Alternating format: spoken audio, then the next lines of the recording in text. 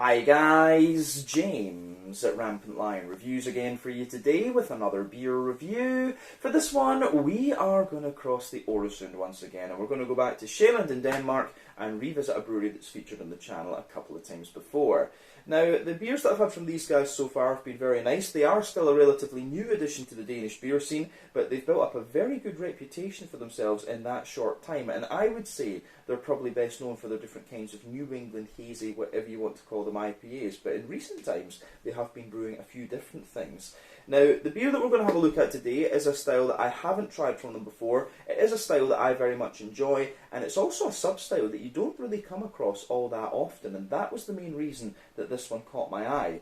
So, needless to say, I'm very curious to see what this beer is going to have in store for us. Hopefully it's another good one, hopefully it makes for an interesting review, and as always I hope that you guys watching enjoy my take on this one as well. So yeah, for this review then, like I said, we are going to go to Sjælland. We're going to go to the kind of northeastern part of the island, close to Helsingør, a little place called Espergærde to be specific. So for this review then, we are going to have a look at another beer from the Many Worlds Brewing.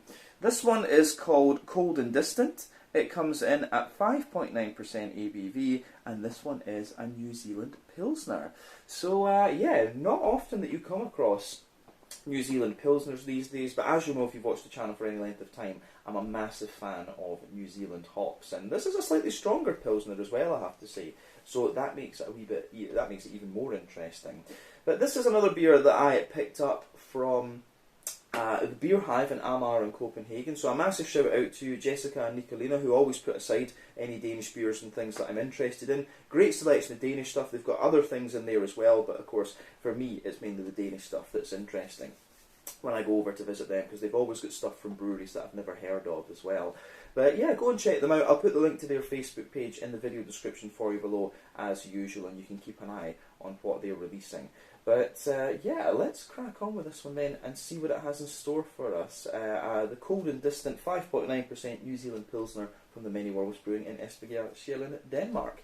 So, as always with my reviews then, I'll tell you a little bit about the brewery before we taste the beer. If you want to get straight to the tasting though, just fast forward. All the usual links can be found in the video description below. That's the brewery website, the link to my other reviews that I've done from the Many Worlds Brewing before, and we will no doubt add more to that list in the near future. But there's all the usual social media down there. If you want to see more reviews, do please consider subscribing to the channel. The support that you give is massively appreciated.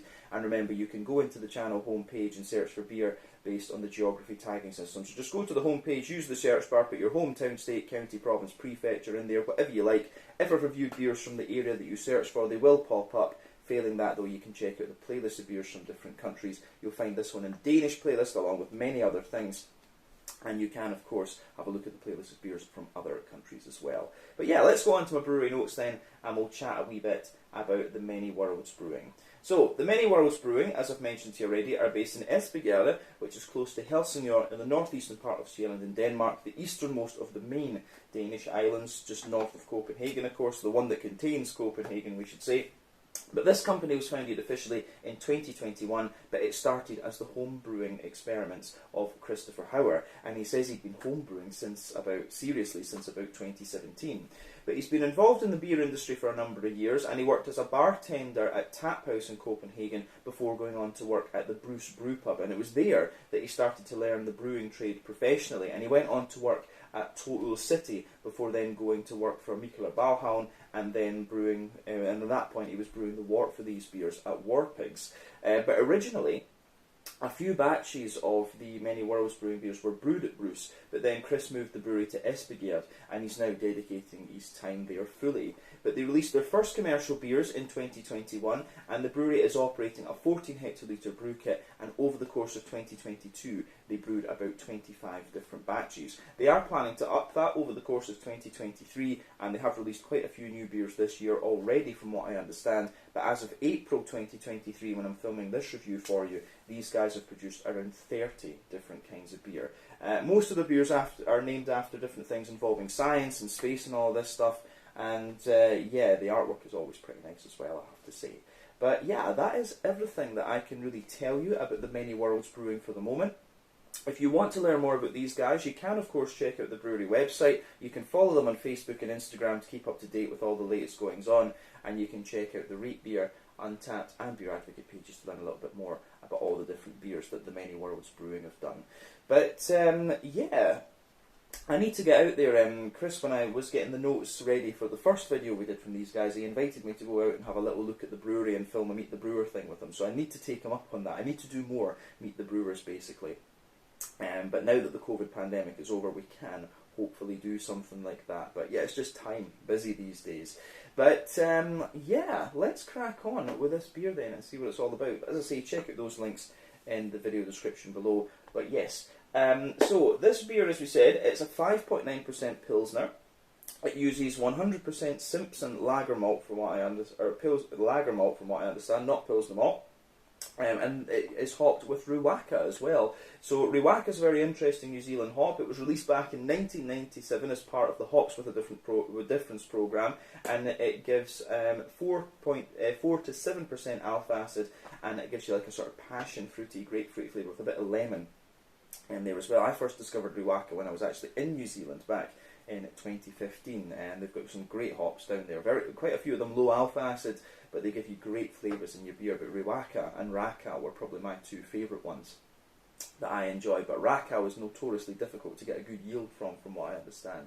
But yeah, a Riwaka hopped Pilsner at 5.9% ABV. It's not often you come across that.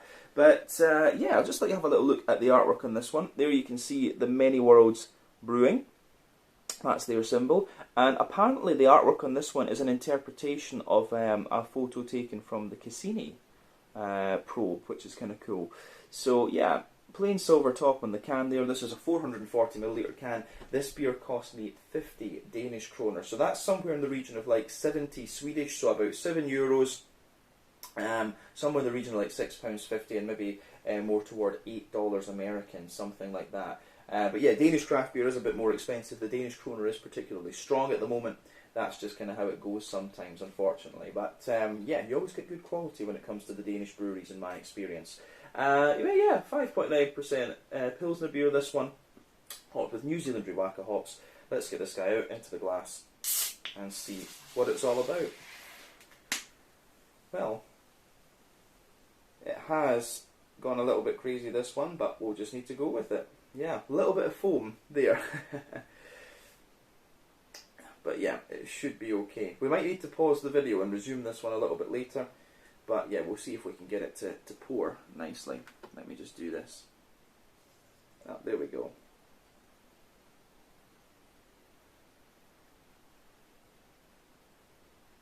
Yeah, let's just see.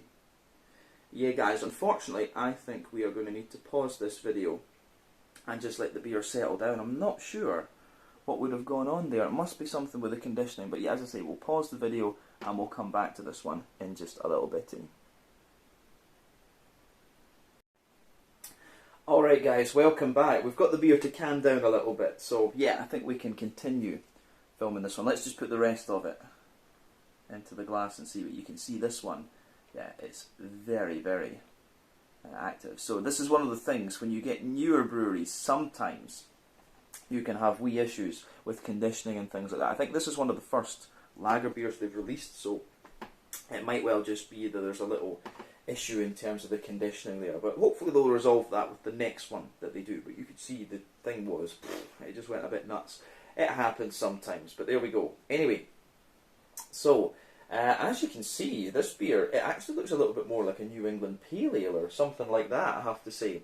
But you could see when the head poured, this beer was, the head was absolutely massive. But I would describe it as being a kind of cream colour, some bigger sort of bumpy bubbles in there as well. I'll just let you guys have a little look at the head on this one. But yeah, it's pretty crazy, I have to say, but kind of interesting.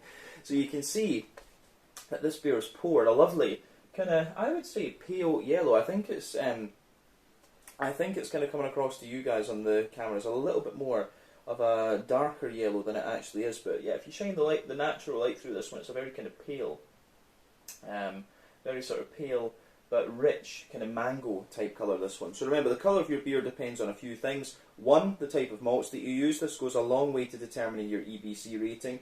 2, length of your wort boil is also going to play a role, because the longer you boil the wort, the more the sugar's caramelised, and thus you get a darker coloured beer. But any barrel aging that you do or adjuncts that you put in to the beer will affect it as well, but you don't often have to care about those latter 2 variables when it comes to lager beers, apart from some doppelbocks and things like that, barrel aged doppelbocks and stuff, which are always very good, by the way. But yeah, this one for me, it certainly does look a little bit more like a New England Pale Ale or something like that. You can see a good little bit of haziness to this one. Natural haze, of course, one or two bigger bubbles sticking toward the side of the glass, but a few going up toward the head as well. But as you saw when we poured this thing, the head went fucking nuts. So yeah, nothing else I think we really need to say about the appearance of this beer, but yeah, it doesn't look like you would normally expect of a Pilsner, I have to say. But let's have a wee look at the aroma then, and just see what this beer is going to have in store for us. This could be quite interesting. Yeah, honestly, it's quite a straightforward aroma, I have to say. It's got a wee bit of dryness to it, it's got a little bit of breadiness and stuff, a nice little bit of juicy fruitiness and a nice green component. Yeah, I have to say, just on first impression, it doesn't come across quite as dry and crisp as other Pilsners I've come across have done. It smells more like some kind of, it smells more like a little bit more like a kind of Helles lager or something like that, or a Czech Svetli. So yeah, the aroma that you get out of this is pretty nice, I have to say. Yeah, I like that, but let's try and break it down and just describe it for you a wee bit more kind of in depth. So you can smell that the backbone of this beer, you've got a nice little bit of a kind of, you've got a nice little bit of fresh kind of white bready bread crust in there. That's absolutely the backbone of the beer. I get little touches of woody character in there as well.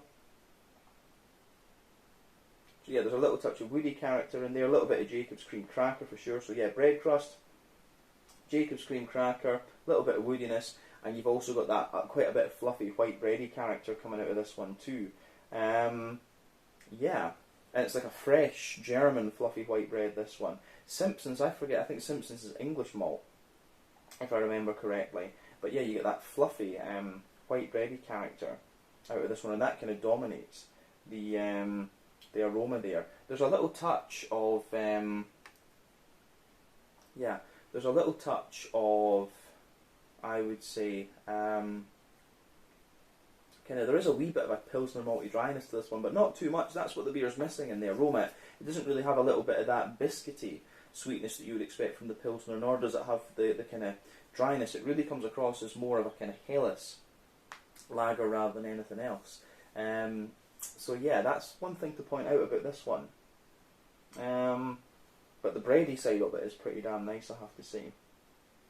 I think it's maybe going to be more right to describe this one as a craft lager rather than an out-and-out Pilsner, but yeah. So, I think that's everything we really need to say about the malty backbone of this beer, to be honest with you.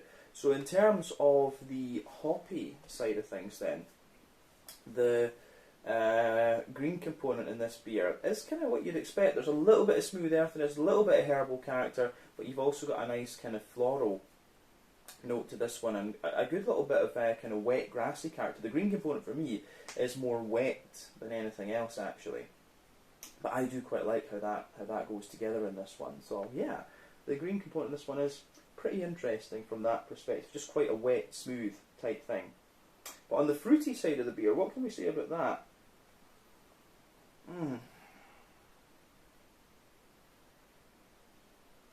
Yeah, on the fruity side of things, I would say that this beer, it's quite, yeah, it's got a little bit of a kind of passion fruity, apricot-y sort of thing. It's a kind of, it's leaning toward the softer tropical side of things. So there's a bit of apricot in there, juicier passion fruit, a little bit of grapefruit, and yeah, a little bit of grapefruit, a little bit of passion fruit, a little bit of apricot-y mango sort of thing. So yeah, the way that goes together, I think, is really, really quite nice, actually. It's pretty straightforward, this one, actually. So it's mainly bready, it's got a smooth green component to it, and a little bit of tropical fruit. To be honest, I think that kind of summarises the aroma quite nicely. Yeah, Interesting, I have to say, very interesting, this one. So, let's have a wee look at this beer. We'll just get the rest of it into the glass, and then we'll actually have a taste of this thing, as I say, being very careful with the pour. There we are, that's the last of it. But yeah, it actually looks quite nice now that we've let it calm down a wee bit. So, there you are. So this one is the Cold and Distant, a 5.9% New Zealand Pilsner, apparently, from the Many Worlds Brewing in Espergærde, near Helsingør, on Sjælland in Denmark. Let's get stuck in. Slange, skål, cheers.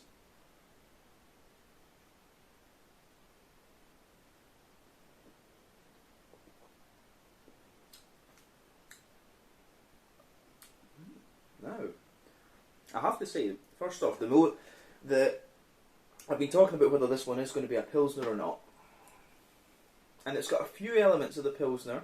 It does give you a wee bit more dryness, but it is more kind of bready and things. And in fairness, one of the differences, one of the things we should say about the Pilsner as a style, it originated in the city of Pilsen in the Czech Republic, which was home to both Germans and ethnic Czechs.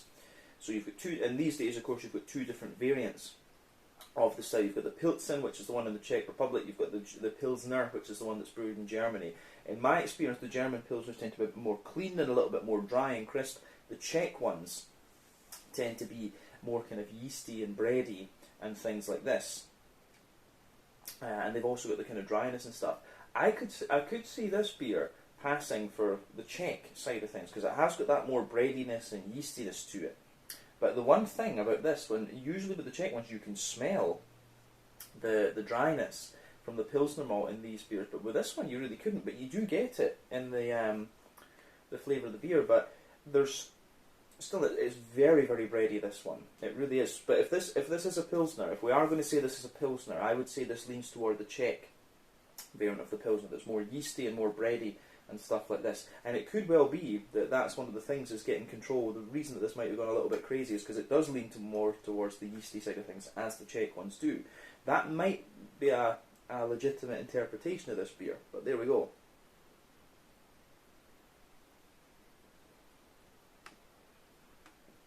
So, yeah, I have to say, it is quite nice, this one. It is quite an enjoyable beer. But first impression of it is a little bit dry, big bready beer, very smooth. It's quite an easy drinking one, this, but you can feel the carbonation in this one has gone a little bit crazy, so maybe that is just a conditioning thing, but yeah.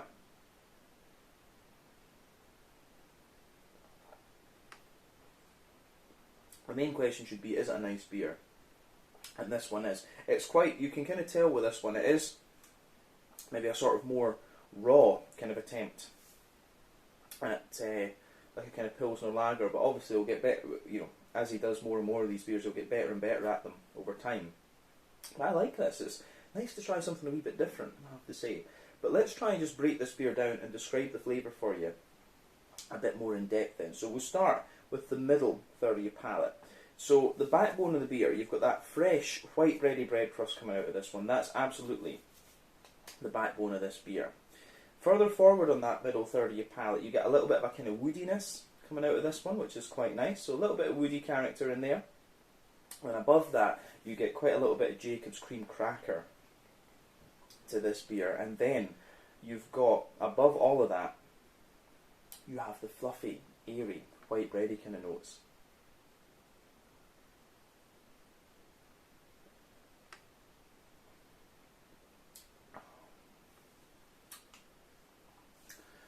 So, yeah, I do like, as I say, I like that one.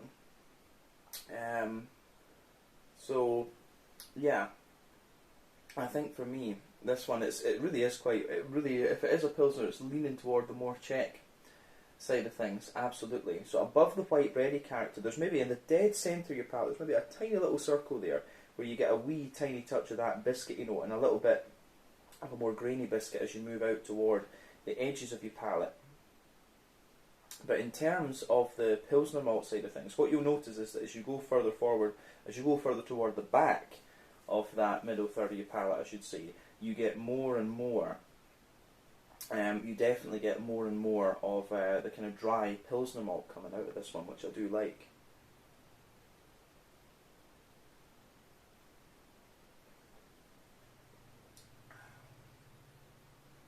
So,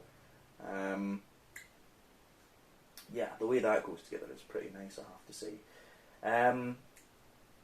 Yeah, nice little bit of Pilsner malty character coming out of this one, as I say, just in that border region. And then the back third of your palate is kind of similar to what we had before. So, yeah, you've got that nice kind of bread crusty character in there, in the base. And as I've always said, you know, more sweeter flavours come out further forward on the palate, more dry and bitter flavours come out further back. So yeah, you've got that nice kind of bread crusty dryness in there.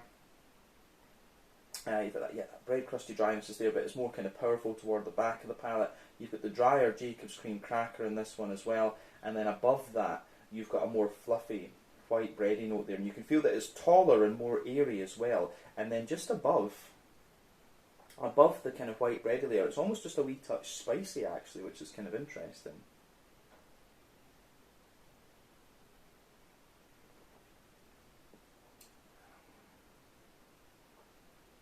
So yeah, that for me is definitely quite an interesting aspect to this beer. The, you know, just how kind of yeah, I think just to be fair and say like how just how it does, as I say, it's just got more and more graininess and spiciness to it as well, which I think is quite interesting. But yeah, on the on top of that, you certainly have the more yeasty characters coming out of the beer, so you can feel there's a little bit more of an airy, yeasty, kind of farmhousey, bready sort of thing. So yeah, airy, yeasty kind of notes to the beer. Then you have a little bit of a more kind of,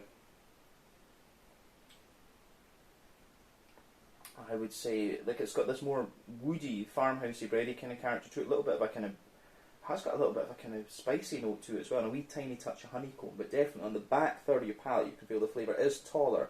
Then as you come further forward into the middle third of your palate, things just kind of squash down and go together. So yeah, that's nice with this one. So a thumbs up to them on the yeasty kind of character of this. But the more and more I drink of this, the more I kind of become convinced it's like a Czech Pilsner, this one. So yeah, that's what we need to think about with this beer.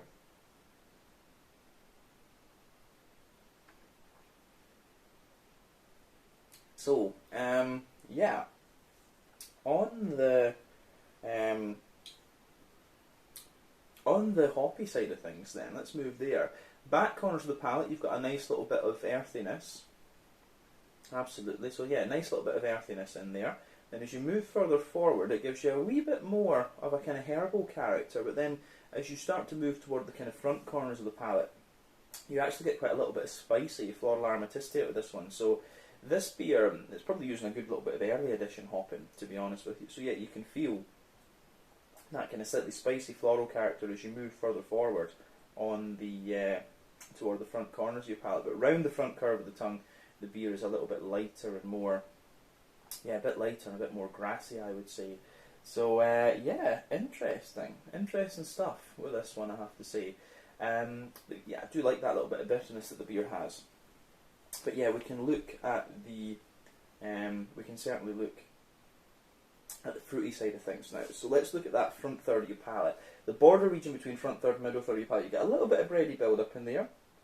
And it has got a little bit of that almost Pilsner malty dryness to it again. But the base of that front third of your palate, you've got the bread crust, the cracker, and a wee bit of the white bread. Then above that, you've got that nice oily bubble where the juicy fruity esters just roll their way out of the beer.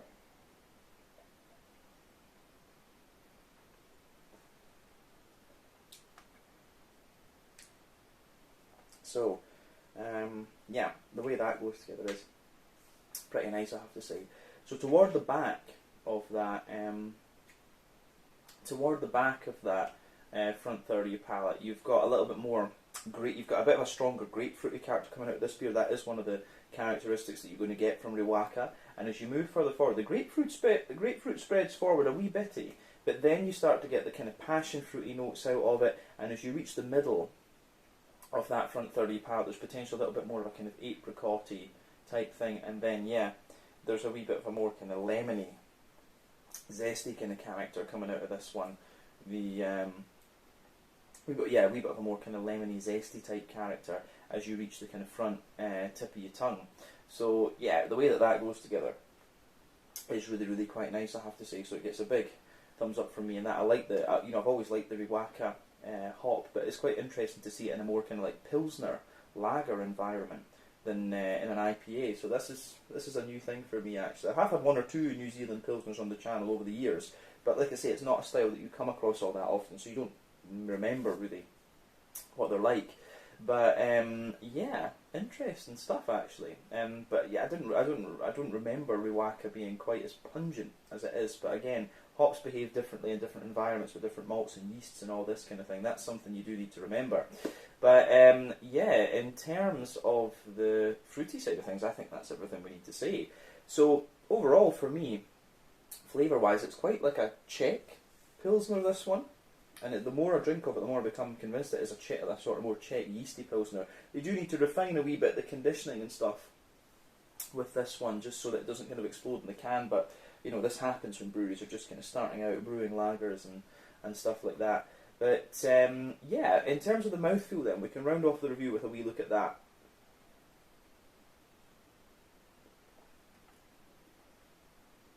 So, mouthfeel wise, I would say that this one, it's kind of, yeah, it's light, it's light bodied. I would say it's kind of pushing toward the top end of light bodied. The carbonation in this one is quite active. That's a conditioning issue. I would say, yeah, so quite active carbonation in this one, absolutely. Then you also have, it's quite smooth, this one, but in fairness, it does have a wee bit of a cleanliness to the mouthfeel. In terms of IBUs, I think this is a kind of standard 30 IBU, and it does have a wee bit more bitterness to it. It could be 40, but 30 or 40 IBUs. This one, it's not going to blow the head off you, but 30 is the standard for the Pilsner style. In terms of the malty side of things, and it has got a wee bit of dryness and graininess to it, as we've said, but it also has a good little bit of, yeah, it does also have a little bit more of that kind of smoothness and smoothness of the bread. It's like quite an airy, bready sort of beer, this one, and it has the wee bit of dryness from what I suspect is Pilsner malt. You get a little bit of that at the back of the palate in this one, I would say. Not too much sweetness in the malt base. The hoppy character we've talked about, 30-ish IBUs, and the fruity side of things in this one is quite pungent. You know, I forgot Riwaka had this kind of more pungent grapefruit and passion fruity type thing, but still very, very nice, I have to say. Yeah, really interesting lager beer, this one. They just need to sort out the conditioning a wee bit with their lager beers if they're going to do more of them. But yeah, really interesting New Zealand Pilsner, done, I would say, mainly in the Czech style, actually. So yeah, I think we can leave it at that for this one. This was the Cold and Distant New Zealand Pilsner, mainly in the Czech style, I would say, from the Many Worlds Brewing in Espergærde, near Helsingør in Sjælland in Denmark. So yeah, definitely cool to return to these guys after what feels like a good little while. But yeah, once again, thank you for watching my beer reviews. Until the next time, please like, subscribe, share, all the usual YouTube stuff. Let me know your own thoughts on this beer in the comment section below. Let me know what your favourite beers are. Let me know what your favourite beers are from the Many Worlds Brewing as well, and I'm sure we'll return to these guys again at some point fairly soon. But until then, slange it, Scott, cheers, check out my social media, check out theirs, and I'll see you guys in the next video.